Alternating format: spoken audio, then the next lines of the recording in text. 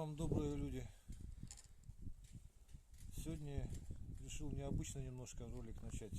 Вчера был на собеседовании у батюшки. Он говорил, что каждый христианин должен быть немножко миссионером. Ну и вот, короткие, я решил свой вклад внести, свои какие-то кое-какие умные мысли, которые с Божьей помощью залетели в мою дурную башку.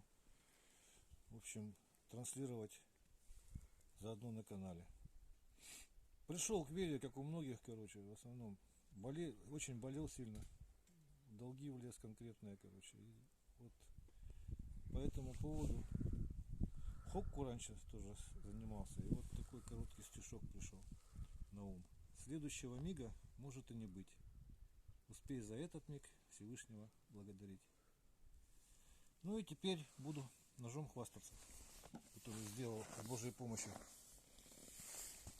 Значит, ножны здесь бычьим хвостом обтянуты, из 2 половинок можжевельника, сам не упрыгивает, вынимается одной рукой. Запах всегда приятный у клинка, даже после рыбы. Можжевельник — природный антисептик, убивает микробы все. Ну, немножечко вот так вот построгаем, рог лося. Сразу покажу, как правильно. Сначала. Это вот.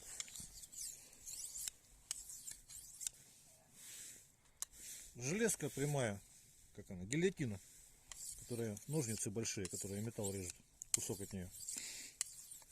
Какой металл, не знаю, посмотрел в интернете, там 1000 разных металлов может быть. В общем, по плоскости правите со стороны дола, со стороны линзы обхожу прямо вот так просто, Ну и теперь будем испытывать рог лося.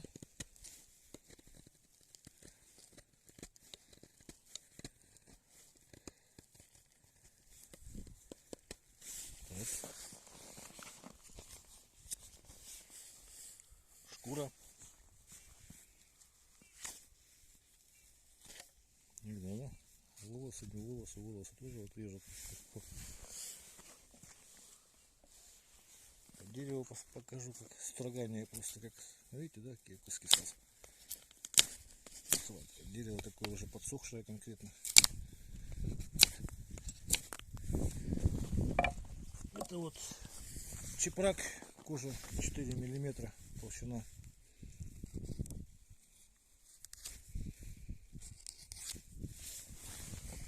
Ну и маленькие подлезетки.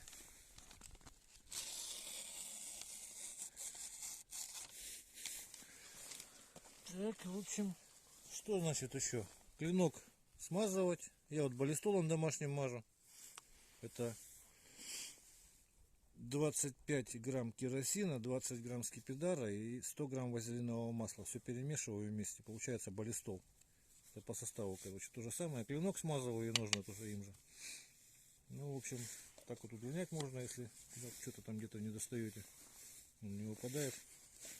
И, в общем, всего доброго. До свидания.